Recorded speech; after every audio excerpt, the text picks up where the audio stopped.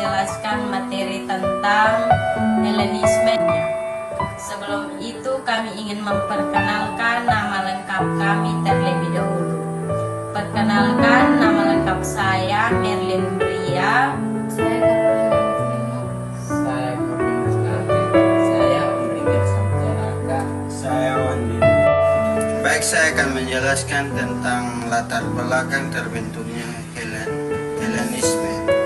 Helenisme adalah sebuah kebudayaan Yunani yang mencapai puncak tertingginya di Athena pada abad ke-5 sebelum Masehi.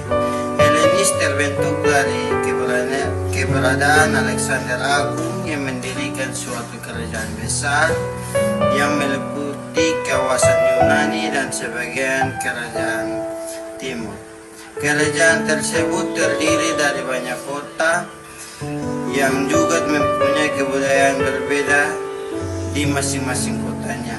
Dari masing-masing kebudayaan tersebut, Alexander Agung membentuk sebuah kebudayaan baru yang mendominasi serta menggabungkan kebudayaan tersebut menjadi satu budaya bernama Helenisme. Helenisme berasal dari kata Hellas dari bahasa Yunani. Alexander meninggal pada usia 33 tahun, hanya 10 tahun setelah ia berhasil menaklukkan Persia dan kerajaan. Hanya 10 tahun setelah berhasil menaklukkan Persia dan kerajaannya terbentang di Yunani di sebelah barat sampai ke Pakistan sebelah timur. Ketika Alexander meninggal dunia, kesatuan politik kerajaan mulai pecah. Namun kebudayaan Helenisme ini mulai tersebar bukan hanya di kawasan Yunani, namun juga di seluruh wilayah yang ditaklukkan oleh Alexander Agung. Di daerah Mediterania, kebudayaan ini sangat menonjol, namun di kawasan Palestina, kebudayaan ini dari penduduk mendapatkan perlawanan keras dari penduduk di sana. Walaupun akhirnya penduduk Palestina menerima karena dipaksa atau melalui tindakan kekerasan. Perkembangan Helenisme. Helenisme membawa pengaruh besar terhadap segala aspek dunia filsafat yang menjadi salah satu hal penting dalam sebuah pemerintahan, mempunyai pengaruh cukup besar terhadap perkembangan Helenisme. Para ahli membagi sejarah pembagian waktu perkembangan Helenis menjadi dua bagian, yaitu masa etik dan masa religi. Pada masa etik terdapat 3 sekolah yang saat itu memegang peran utama dalam perkembangan filsafat di masa Helenis, yaitu Epikureisme, Stoa, dan Skeptisis.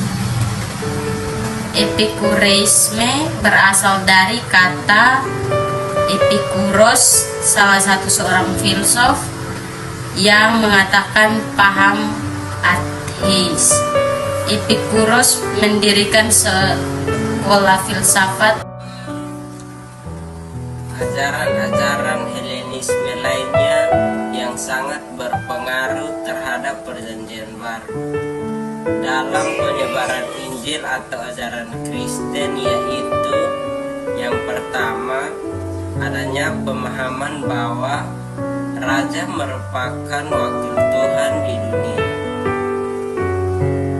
Keraguan orang-orang Yunani pada waktu penyebaran Kristen dilakukan untuk tulisan mengenai Yesus yang mengklaim dirinya adalah Raja. Ditulislah di Alkitab, dia disebut sebagai raja orang Yahudi. Padahal di waktu-waktu itu Yesus bukan hidup di istana, melainkan manusia biasa, bukan raja. Yang kedua, adanya paham dari sekolah masa etik dan yang kedua adanya paham dari sekolah etik tentang kebenaran dan filosofi Rikidi dileburkan ke dalam ajaran perjanjian baru. Yang ketiga, kedudukan seorang raja di zaman ini harus tunduk kepada hukum dan adat istiadat. Namun ajaran Kristen mengenai kebenaran Yesus sebagai raja orang Yahudi dianggap menyalahi adat dan meniadakan hukum Taurat. Yang keempat, pikiran orang-orang Yunani pada waktu itu adalah bagaimana mencapai kesenangan hidup. Namun keadaan yang terjadi bukanlah kesenangan kata, melainkan banyak yang diperbudak. Oleh karena itu, ketika ajaran Kristen menjanjikan bahwa Yesuslah yang akan merendahkan mereka jika mereka mau menganut ajaran.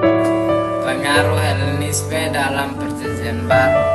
Perkembangan penyebaran agama Kristen sebenarnya telah berlangsung sebelum Helenisme tercipta. Setelah Yesus mati dan naik ke surga, Ia memberikan amanat agung kepada para muridnya untuk menyebarkan ajaran Kristen ke seluruh dunia. Pada waktu Helenisme tercipta, ajaran Kristen baru saja memasuki kawasan Mediterania. Alexandria merupakan kota pusat berkembangnya filsafat sebagai salah satu karya kebudayaan Helenisme.